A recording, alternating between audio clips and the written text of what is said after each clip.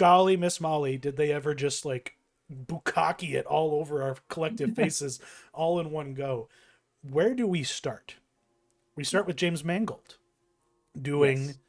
a biblical epic about the dawn of the Jedi. That's not the title of it. That is just the vibe that it's gonna the area it's gonna explore. This is we're gonna see the Jedi Temple be built. I take it. Yeah, I would imagine. I mean, they started off their presentation by announcing three new movies, and this was the first one. Not a trilogy, not a new trilogy, but just three new movies. And yeah, this one's gonna go back to the very beginning. So um, this is like before everything, even before. I mean, what we assumed was the beginning in the past is no longer the beginning because the old Republic used to be the stuff that people would sort of treat the old video games from the Xbox original Xbox days, and now they're going even further. And so, yeah, we'll see kind of how this plays out. I like Mangold. I think he's a good director, and I'm really not sure like why he's going like full like studio player now Yeah, because that is weird. um he's of course doing the Indiana Jones movie and now he's doing the Star Wars movie. And then he also actually, I don't know if you saw this, but he accidentally was giving an interview yesterday and let slip that he's doing the Swamp Thing movie for DC. So this guy is just going full like studio player. Like it kind of sucks that I think the days of like his smaller films are behind us now. His 310 to Yumas and his Identities and his Walk the Lines. I don't think we're ever going to Yeah. see that type of stuff from him. Uh, But yeah, like yeah. the guy who directed Girl Interrupted is Yeah. now a comic book movie director. Yeah, that's a strange little career evolution. But Mhm. I mean, he's the first dude to direct an Indiana Jones movie not named Spielberg. That's pretty Mhm. crazy in and of itself. But it's too bad because yeah, this guy did make some very interesting movies for the time. But he's been making Wolverine movies since 10 years ago. So maybe we're the ones who need to catch up with where the man is at. But now we have our man Dave Filoni, who I don't know if I should have beef with him or not, but they are giving him the keys to the kingdom by the looks of things. What does he have going on? Yeah, so he is going to be doing a film that is being described as the culmination of the events of Mandalorian, the Ahsoka show, and the Book of Boba Fett. And the thing that kind of sucks about this to me is that they're being very specific about the language they're using here. And I think it's interesting how they use the word culmination and not finale or not, the end. And people have been asking him about this in interviews since this press conference, and he's clearly he's making it clear that this is not the end, which sucks to me. I mean, go back to Favreau's comments from a couple months ago where he said that, oh, the Mandalorian could go on forever. I have ideas, to go indefinitely. And that's kind of what we're seeing play out here. So what this is the like comic book event equivalent of these movies and TV shows where you get the big main comic book event in the movie form, and then you get like the tie-in comics in the form of Mandalorian, Ahsoka, and Book of Boba Fett. And yeah, I don't know, I don't like this at all. It it's I don't know. They're doing things that maybe Marvel should be doing. You shouldn't be doing this shit with Star Wars. But the impression that I get from I don't know, maybe I'm off base here, but this whole I'll save that comment for the end. But it's like I agree with you. This just doesn't really feel like what we've I guess as an audience have signed up for.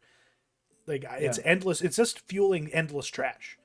Like what made Mandalorian season 2 so powerful, like that finale, it was the feeling like, oh, like it felt like the end of a story. And then Book of Boba Fett just cracked that ending apart, threw the whole thing into the four winds, and they've just been trying to put this thing back together again. Like the mold Mhm. was broken, and this new season of Mandalorian is not working. No, it's not. Not And at all. not at Yeah. all. I was being very very generous with it up until I saw that fucking picture of Jack Black and Lizzo. Oh And then I God. watched Yeah. that episode. Like, I was like, okay, I can't just listen to the loudest voices in the room. What do I think about this? The loudest voices are right about this. Like, this show Mhm. is falling apart. And I don't think that, making it continue on like this is helping. It's a zombie now. And the Book of Boba Fett kind of proved that, even though the Mandalorian stuff was the best thing about it, which doesn't, Yeah. like make me hopeful about too much. Like, I haven't seen Rebels. I don't really know like the all the work he's done with the character Ahsoka as much as other people do. So maybe that show will be worthwhile. But at this point, I am hesitant to trust anything with Dave Filoni's name on it. Yeah. Well, what we're seeing playing out in real time here is Disney's gaining confidence, or regaining confidence in theaters again, where um, when The Mandalorian season 2 came out, Disney Plus, because it was, COVID was going on, because everybody was at home, the mainline stories were playing out on Disney Plus. Now, Disney is regaining confidence in movie theaters again. You're going to just be seeing the mainline stories, the A tier stories in movie theaters from now on. You got to go to the theater to see them. And now you're getting the B tier stuff on Disney Plus. That's what's going to happen from now on. Ooh, that's going to be So, unfortunate. Because guess who's back, motherfuckers? yeah. The lady who can't find a job is going to be back in the job that ruined her career. Because we got Daisy Ridley returning to like a full fucking like trilogy of films about her character building, the new Jedi Order post Rise of Skywalker, and how are they just going to age her up 15 years?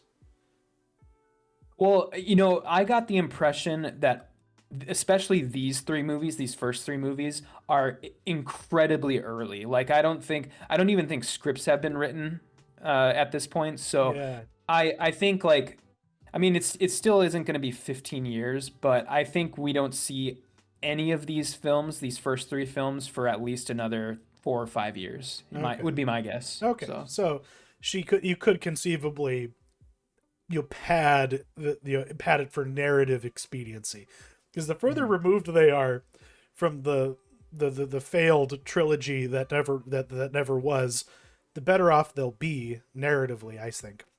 But Yeah. what about this lady, like Sharmeen Obaid Chinoy? She's a Iranian filmmaker, like a two-time Academy Award winner. Mhm. Why is she making a Star Wars project? This is exactly what I was talking about in when we were just talking earlier. Is it literally seems like Disney is pulling names out of the hat because this woman, like, she has no experience in the action film genre. She has no experience in the blockbuster genre. She has no experience. I looked at her IMDb yesterday. It's literally nothing but documentary short films, documentary feature films, and then animated, like, Iranian films, like animated feature length animated films. And Okay. it's like, what are you doing? Like, you are giving your most, this is probably the movie that everything rests on, whether we like Right. it or not.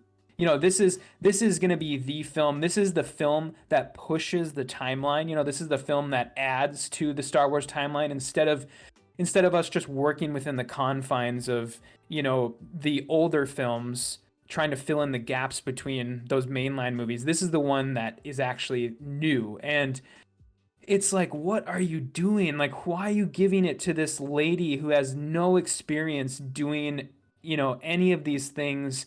I mean, I think what they're really trying to do is find the next Rousseau brothers, and do, the same thing they did with them. But, that's like a 1 in 50 chance, or like a 1 in 100 chance. Like, it's not, it just doesn't play, it doesn't work out as often as they think it does. And is it because they already, dipped into the nerd bucket when they, with Abrams and, Johnson, and for like, was like, who was Trevorrow for the hot minute that he was involved?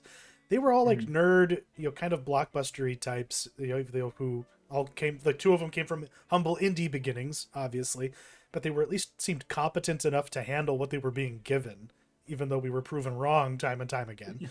But Going in, it like my reaction when Ryan Johnson got the Last Jedi gig was like, "Fuck yeah, dude, right on!" Yeah. Like I trust this guy. And coming into this, it's like, like I have no frame of reference. She doesn't have a looper, in her back pocket to like lean on for her bona fides. It's just not there. Mhm.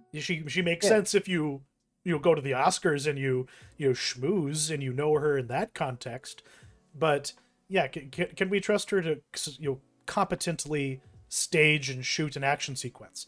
But the reality is, these directors probably have no control over that shit.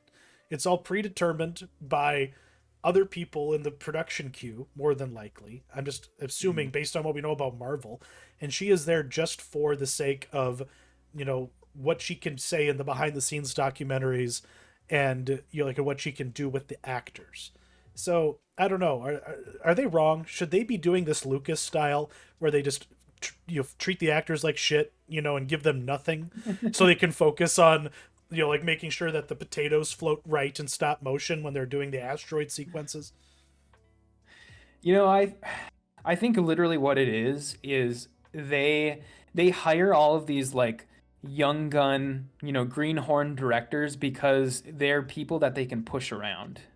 Like this lady is literally like a nobody for all intents and purposes, and that's going to be kind of the theme that we're going to see as we work our way down this list of films and TV. All these directors are like literal nobodies, and I'm sure that they hire these people because they can push them around, because they can pay them like a couple 100,000 instead of 10 million, or a cut of the box office, and they just you know these movies are all done by committee anyways, so it's not like this lady is going to have any sort of meaningful artistic impact on this film. So, But here's the deeper question: do we want more Ray Palpatine? I'm not going to call her Skywalker. That just feels dirty. yeah. Like, do we want more from this character? Like, there's a reason why she didn't get gigs. It was because people, right, like in the industry, rightly knew, oh, she is not the draw. People associate her too much with movies that they don't like. It's the opposite of what happened to Mark Hamill. He struggled because people associated him with movies that people did like too Mhm. much for them to consider him for certain roles, or for his career to really flourish beyond like his initial successes. But in her case, it was because the character and the movies she was in are kind of irrelevant, and and people have a kind of visceral reaction to it that isn't positive. So why are we going to spend probably $1 billion making more content with this character? Is it just to prove a point that like Star Wars doesn't belong to anybody anymore but Disney, and they can do whatever the fuck they want? Well, I mean, yeah, I'm really not excited about the Ray aspect of this. Like, I'm willing to give this movie, the time of day to some extent, because I do want to see where they push this universe forward. I'm sick of getting these stories That's that fair. are set in the margins of the movies, and I do want to see where they're gonna take the universe. And I think Ray is um, she is popular, but you have to find the right people that she's popular with, and those people are, little girls between the ages of like 3 and like 15, or Yeah, 3 and 14. Like it's there is certain people that she is popular with, and I think that's really all they care about is selling that 8-year-old girl the Ray version of the Barbie doll or whatever, or the Ray stuffed animal or whatever. because if there is a popular female character within Star Wars, it is Ahsoka, the trailer that Yeah. we were given. But what does this show look to be about? It's still just existing in the margins by the look of it. But is this just Dave Filoni getting the chance to do all of his animation work in live action now? Is that what this man has successfully achieved? Is bullying this $1 billion corporation into just letting him fulfill his fan fiction dreams? I think so. I think that's exactly what this is. I mean, he's gotten to the point, in all honesty, I could see Dave Filoni becoming the Star Wars Kevin Feige in the next, decade. I could totally see that happening. And I think like this is sort of his part of his ascending in this within this company. And I think this out of all the things, I think this actually looks pretty cool. It seems to actually understand, what Star Wars is. And the thing that has me excited is that Thrawn, that little 1 second of footage we get of Thrawn, because Thrawn is, you know, one of the cooler things that I believe it was a Timothy Zahn creation from the early 90s expanded universe stuff. And that is one of the cooler characters to come out of the expanded universe. So I'm totally down for that. That looks to be really cool. And it's something that is encouraging because this precedes Disney. This is like one of the few things, this character that is getting brought in from everything that was just like thrown into the gutter as soon as the ink was dry on the contracts with Lucas. And the whole situation with like how is this character going to be used? Like how deeply are they going to hew to Thrawn's trilogy? Probably not at all, because guess what? It involved all of the characters that they've murdered from the original cast. So yeah, it has to be something completely new because Han, Luke, Leia, dead. Their son, dead. So like we have no more of the connective tissue to the original trilogy, but we will have this periphery character. And it does look pretty dang good. Like I am loving the variety of, like the kinds of like lightsabers and just force powers that we're seeing on display. Because if there's something about The Mandalorian that I've been hating is just how damn boring it is. And at least this looks visually exciting. It looks competent in all the ways that like Book of Boba Fett and Mando Season 3 haven't been. Like it is just shocking to me that something that was so impactful and indelible like it has been reduced so much for no reasons, seemingly. And I'd hope that this is enough juice to keep me interested, because I am very discouraged as a viewer of a lot of this streaming content. Do you know, just to kind of put a cap on this Thrawn bit, Yeah, do you know who's playing Thrawn? Have you looked into that at all? I've heard rumors that Benedict Cumberbatch, but he said he didn't want to do it. So who do we actually know is doing it? It's Mads Mikkelsen's brother, Wait a Lars Mikkelsen. Wait, really? Holy Yeah, fuck yeah, bro. Okay, I can fuck with that. yeah, he's a pretty popular Danish actor in his own right, and yeah, he's playing Thrawn, and so that has me very. That's another kind of point in the positive category, because he was on Borgen and he was really good in that Oh, show, and so yeah, really that's good casting. I think that's very good casting. I would say so. Next up, we have something that ties into what we talked about during the Ides of Mouse segment last week, because this is the lady who is doing the Acolyte. Her name is, God damn it, I had it and then I lost it. Like Lindsay or Leslie Headland. Leslie Headland, whose credits are like things like Russian Doll and like TV like that. She also wrote and directed the movie Sleeping with Other People, which was like one of the Hollywood's first forays into promoting alternative like open marriage lifestyles. I remember watching it at the time because it was one of those indie movies that would just pop up on stream on Netflix very quickly. And it had like Alison Brie and Jason Sudeikis back when they were still slumming it in projects like that. But does this sound like a woman who's, or not a woman, just a person who should be directing or show running rather a actiony Star Wars series? Yet again, we have to ask why. And I'll let this advance a little bit. And the why is, she used to work for Harvey Weinstein. Really? Okay, I didn't know that, Yes. but that's interesting. She used to work for Harvey Weinstein. Yeah, everything's falling into place. Yeah, this doesn't make any sense to me. Her resume doesn't show that she would be able to competently do this stuff. And again, I'm already you put the headline up on the screen here, but I'm already annoyed by this lady because her first interview she gave was like immediately confrontational towards like Star Wars fans, immediately just like in that she's in that state of mind that like the Witcher showrunner lady was in, where she's just immediately confrontational and she's like, I am here to fuck shit up, and I'm gonna ask the questions nobody else is asking, and like I'm gonna, point out why stuff doesn't make sense in this universe. And it's just like, God, you're giving me major like Ryan Johnson vibes, like Last Jedi vibes, big Yeah, time. yeah, like opening, like your first impressions are important, and opening with condescension isn't going to win anybody.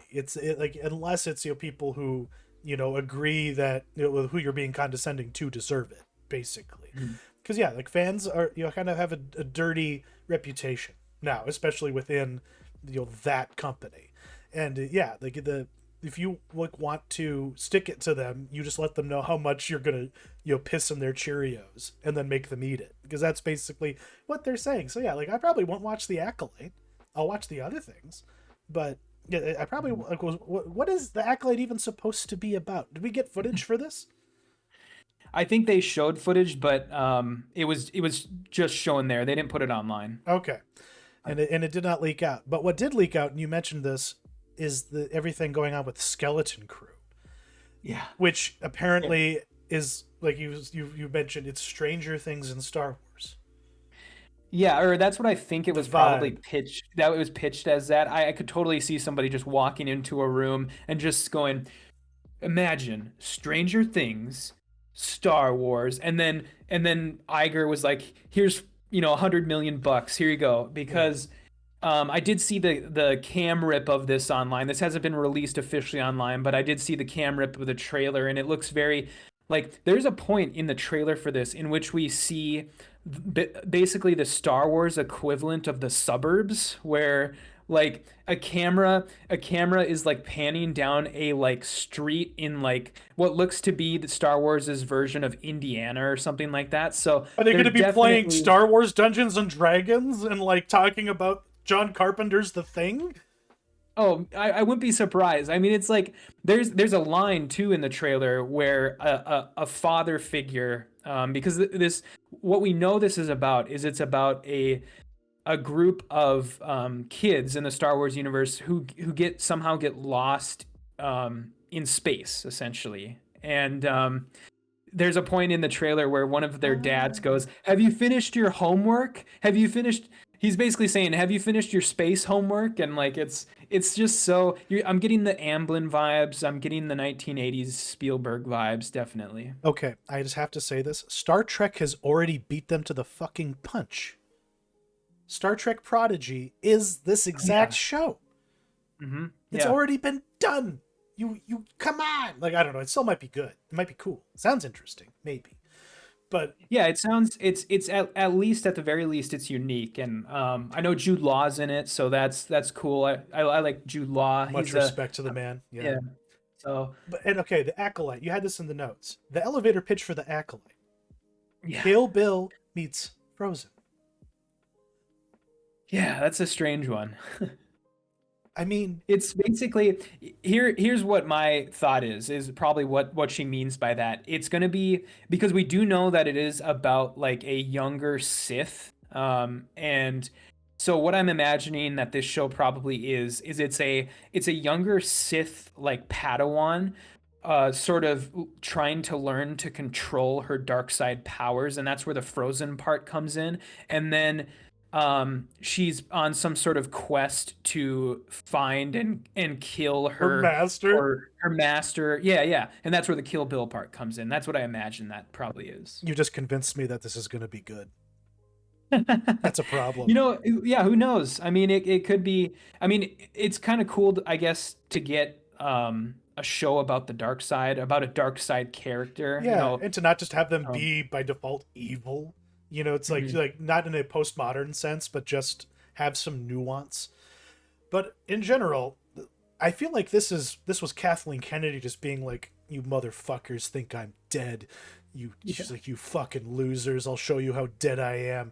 Because honestly, I'm kind of impressed with the chutzpah. Because she walks out there and is just like, "Oh, you think you have the whole story? You don't have the whole story." Because that's the timeline of like all the sagas within the Star Wars, mega narrative. And at the back end, we have the Dawn of the Jedi, and then the New Jedi Order, which is the Mangold Project, and then the Rey Project with the Iranian filmmaker, and of course everything in between. Like, are they trying a little too hard to try and codify this? Like did we need a timeline put in our faces to know the whole story of Star Wars? I don't know. I think they're not looking before they're leaping, basically, okay. And they're just like, this is typical. I mean, we've seen this make this mistake so many times before, where they're just like, they're building all this stuff out 5 years before it actually happens. And I guess, yeah, like, since we're sort of getting to the end of this segment, I want to say that in light of all this stuff, and Iger's comments from a couple months ago, when those Disney financials came out and everybody was freaking out because Disney Plus was apparently doing really bad, and then he made the comments. Iger said, maybe we should slow down. Is I think what he said. Like, maybe we should pull back on these projects. Well, I'm here to tell you that they're not pulling back at all, and that didn't mean anything. And what they meant by that was we're gonna make just as many things, but instead of releasing them 3 months in between each thing, we're gonna string them out of it. We'll give you 2 a year, or we'll give you 1 a year, and then we'll string you out for that Disney Plus subscription. We'll kind of string you along with that. And so that's what I'm pretty sure that's what he meant by that. And it wasn't actually like, hey, maybe we should slow down and think about the quality of the stuff we're putting out. That wasn't it. So we're gonna give you the same quality, just we're gonna put some air between them so that the stink from one isn't in the air still when the other shows up. Yeah, pretty much. That's unfortunate, because one would hope that, oh no, let's take some time, let's try and actually make something worth people's time, because Star Wars fatigue is pretty real. I was feeling it before our conversation today. I looked at all this shit and I just got depressed. I was just like, I'm not excited about any of this. But I'm feeling a little more positive. I'm not as, doom gloomy shitlord about Star Wars now. I feel like I have a better grounding with what my, sort of appreciation for it is going to be. And it is going to be for the things that actually seem worthwhile. Because not everything in that lineup, passes the sniff test. But I'm more encouraged, because I looked at this and I was like, well, there's no reason for me to watch Star Wars again. I just watched them become bad Star Trek in that Mandalorian episode, and now I don't even want to watch another frame of that show again. But they got me. It's Star Wars. I'm not going to go anywhere. Neither is anybody else. Stop kidding yourselves, people. God. But as long as Doomcock's Patreon keeps him fat, happy, and sassy, I guess that's the whole point behind everything. Is there anything else you wanted to say? I guess the only other thing is the thing that got me most excited out of all this stuff, all these trailers and all these announcements, was the very, very small detail that when they put up that timeline, one of the things they put up was the Old Republic. And so, that makes me sort of giddy, because I'm a big fan of that particular time frame of the Star Wars universe. I had mentioned earlier, the video games, the nice Old Republic 1 and 2. I think that is some of the best stuff that Star Wars has ever done. And just the fact that they acknowledge that exists and that we may be getting more stories in that time period makes me pretty excited.